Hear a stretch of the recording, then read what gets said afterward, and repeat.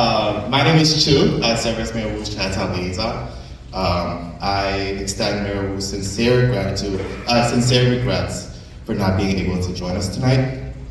The narrative of Boston's Chinatown is often overlooked, but it holds profound significance in the city of Boston. It's a tale of resistance, resilience, activism, and to progress, we must appreciate our history. Mayor Wu appreciates the commendable efforts of the Chinese Historical Society in preserving this vital history over the past 31 years. Thank you for tonight, give us the chance to getting the award, and on behalf of the CCBA, it's very nice to have that honor. Just like Sherry said, back to 2017, Chisley and a few of the advocates helped us to get the registered as the building of Quincy School building to be registered as National Historical Place from the U.S. Department of Interior, which is a very honor. Because of that, we we put up the new park of the new cast iron park right there on the wall of the building last month. So we also planned to put they call a program in the building, since the building is so historical significant. And we will have a program called Chinese Immigrant Center, which will turn into part of the building to be a visitor center. So we welcome the local, we welcome the tourists, stop by our building. We will put up some some displays, some history, just like these background things. And also, we have some program for just like historical place for everyone to enjoy. So, Chesley been helping us through all these years. And for this project, I'm sure we need their help and support again to continue that process, the programs. On behalf of the CCBA, we thank you for the honor again, and we're looking for the help again from Chesley in the near future. Thank you. And every year we give out our Sojourner Award, and we look at many different distinguished individuals who have contributed to both into their profession and also the Chinese community in general. And a couple of years ago we actually gave it to Nick and Eva Chow. So because I think when we look at we give it Nick Chow, we actually should give it to Eva, right, as a couple, because it's really just such a great team, right, in terms of what they can do for the community. And this year is the same, and I can guarantee you it's not because of a Chow family association or something, but we also have another couple, the Chow, with Joe and Selina. And yeah, it was just universally, there's no contest or anything, it was just so deserving to give our award to them. Joe I've known for a long time. I'm actually in the financial service investment management area, so I've heard of Joe for a long time, right? He is one of the first Asian AAPI, Asian American, to reach the C-suite level of a major financial institution in the US, right? So that's quite an achievement.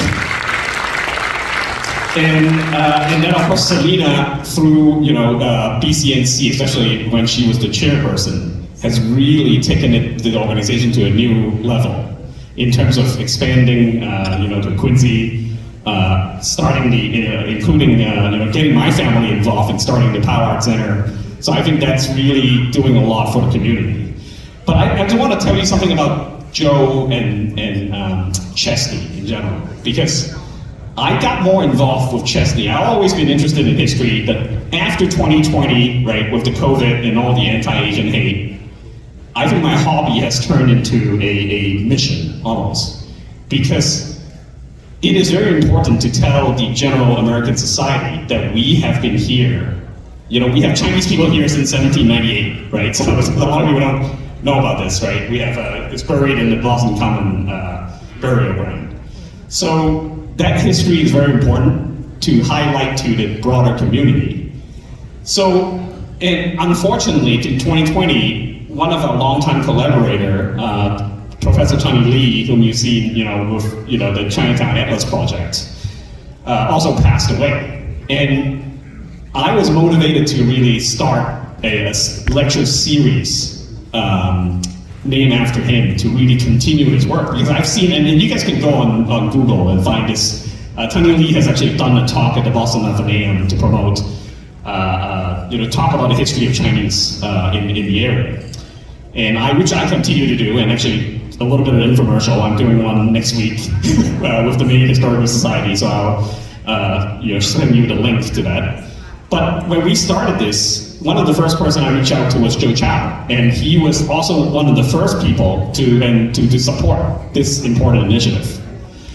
So, I mean, he and Selina both cares a lot about the Chinese community and the Asian community around the area a lot. And, I am really a hao boy, right, as they call it in Cantonese, right, so I don't really want to talk too much, but I think I want to have someone very special who, also, when I asked him to give him a tribute, he did not hesitate at all. I was very surprised. So some of you probably know Zhang Zhenhua, who is the former finance secretary of Hong Kong, who actually was also a student of Tunney Lee. So he has known Joe and Selina for a long time. So I'm going to play the tribute that John recorded.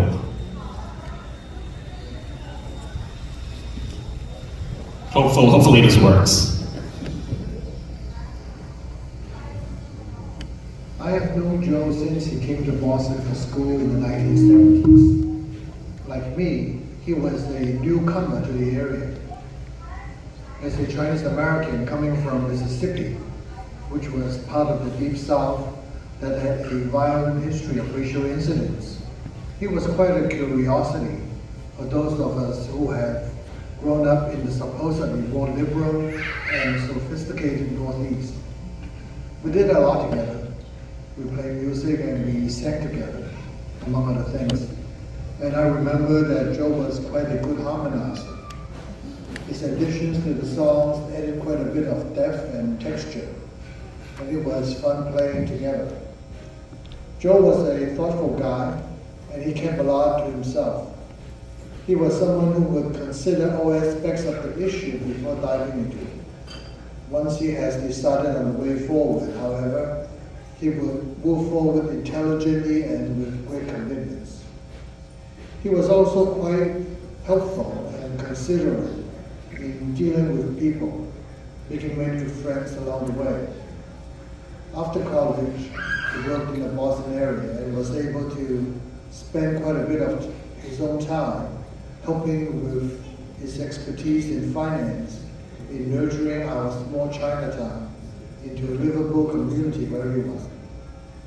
I left Boston in the early 1980s, and Joe kept in touch with me, and we saw each other from time to time.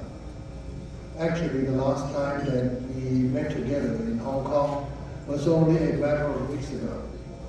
My wife and I had a pleasant lunch with Joe and Selina when they visited Hong Kong. We touched on everything under the sun, and it was most enjoyable. I look forward to staying in touch with them in the future. Congratulations, Joe and Selina, for receiving the Sojourner Award. Well deserved. Okay, and with that,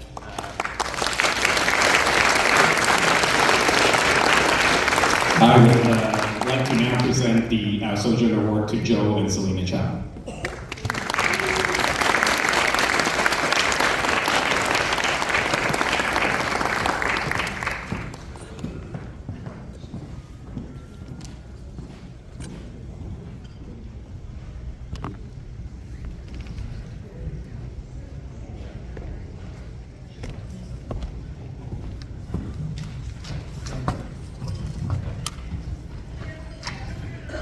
Well, the restaurant and the organizers have done a great job. You can chow your chow before you listen to the chows, which is a great thing. And the first order of business is that I want to congratulate CCBA in receiving a very well-deserved award for their more than 100 years of service. Congratulations, CCBA.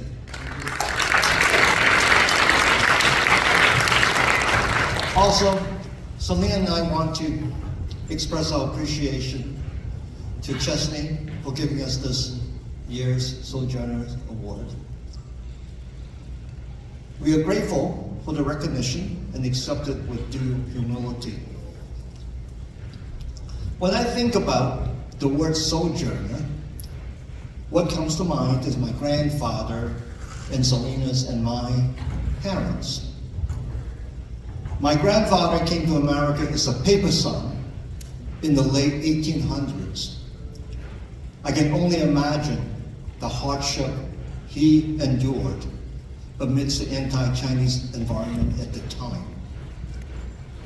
Our parents immigrated in the 1950s and 1960s with no money but loads of travel debt. And in the ensuing decades, paved a path for us and our children to a better life. Now, they were the trailblazers, and they were the true sojourners. I also want to dedicate this award to the late Professor Tunney Lee, which you have heard a lot about. A teacher, a mentor, and a dear friend.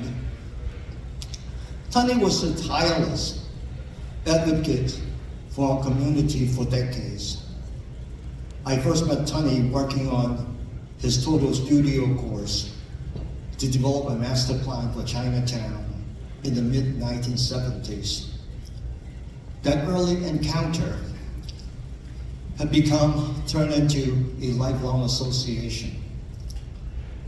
In thinking about the history of our community, I have been a member of it for over 50 years. During that time, I witnessed many changes. We were concerned about the negative impact of the combat zone, the demise of the garment industry that provided jobs and health insurance to many workers of our community.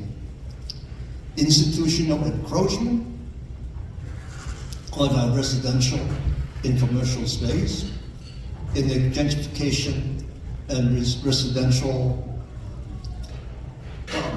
displacements in the Chinatown and South Pole neighborhoods. While the combat zone is gone and the garment industry is no longer, many of the challenges continue to exist and new ones have emerged. Witness the anti-Asian violence and rhetoric connected to the pandemic and geopolitical issues. There's much work to do. But amid challenges, there are also notable wins. I could not have imagined decades ago the historic election of an Asian American mayor in the city of Boston. And that is, as we all know, our beloved and respected Mayor Wu.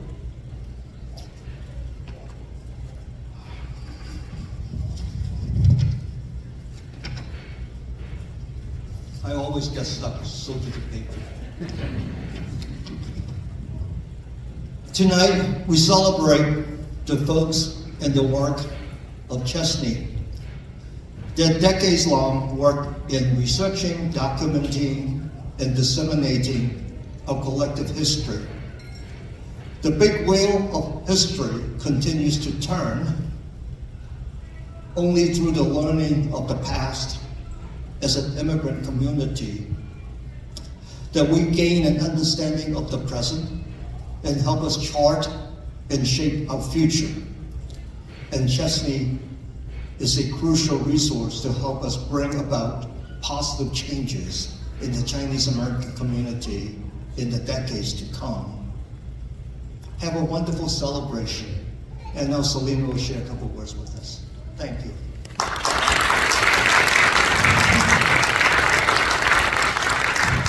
So I would like to also thank CHSNE for this very wonderful Sojourner Award. And I also want to thank the community for your support and all the family and friends that are here this evening. And I must say, when they said Sojourner Award, to me, I didn't really know what that meant. I said, oh, wanderer. That's what I kind of thought, someone who lost. So I looked it up, and there's some biblical dictionary explanations of what sojourner means, but it also means someone that travels to a temporary place. And then I said to myself, well, I was born in America. It wasn't really temporary. But yet, you know, what the Sojourner Award is really reflecting is the fact that as a very young child, I embraced the notion of my parents being sojourners. And I remember at age 7, when I could really comprehend that my parents, and especially my mother, who was home full-time with us, that she reminded us all the time of the hardship that my father had endured to come to this country. He was 28 years old, and he had, I think he was the youngest of 5 brothers and 3 sisters, and told, you go to America and make some money and send it home. So my father came at age 28, and he provided for our own immediate family. He had 6 daughters, and then he also sent a lot of money back home, and it was really hard for my mother. But I remember those stories, and it really kind of, you know, it became part of me in terms of what they endured. And as Joe and I became parents, we used to tell our children these stories all the time about the grandparents. And I think our children finally reflected on what that meant, because Katie, our youngest daughter here, she did a pictorial documentary of both sides of the family, kind of a genealogical pictorial thing of the grandparents and parents and ourselves. And Jason, our second son, actually went and delved further with my father and asked about all his fears of coming to this country, things that I would never have asked. But it obviously reflected the fact that by storytelling, our children also embraced the notion of what it was like to be a sojourner in this country. And CHSNE has an extremely important role in our society, especially now public high schools are teaching history, but there will be no Asian American history.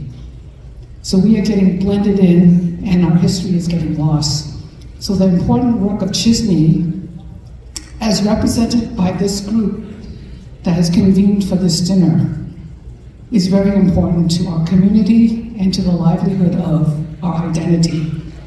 And this banquet is one of the most impressive ones that I attend, and that is represented by almost every organization that I can think of that does good work in the community. And it can span education, health, social services, economic, housing. I mean, I don't even know if I named them all. But, you know, Chinatown is a very strong Chinatown.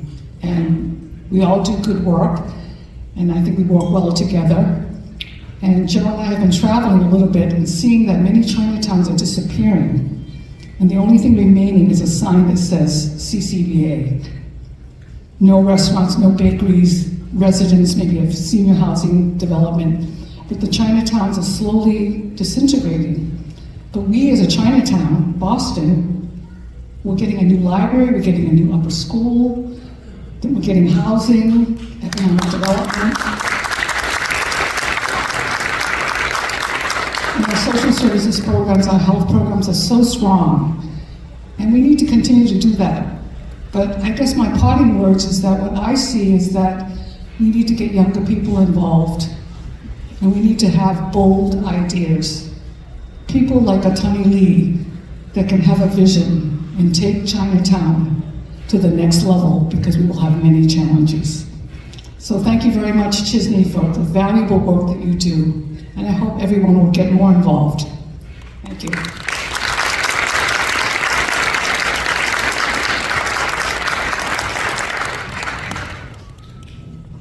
Okay, I guess we move back to our dining program. Congratulations once again. Thank you, and thank you for everyone's support.